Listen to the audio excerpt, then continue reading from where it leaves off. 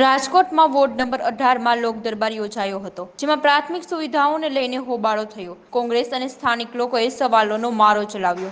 Road, રસ્તા, street light, પાણીની વ્યવસ્થા, સફાઈના મુદ્દે હોબાળો થયો હતો। મેયર, સ્ટેન્ડિંગ ચેરમેન અને ડેપ્યુટી મેયર સહિતના પદાધિકારીઓને ઉધડા લીધા હતા। લોકોના રોષ જોતા વિજિલન્સની ટીમે બંદોબસ્ત ગોઠવવો પડ્યો હતો।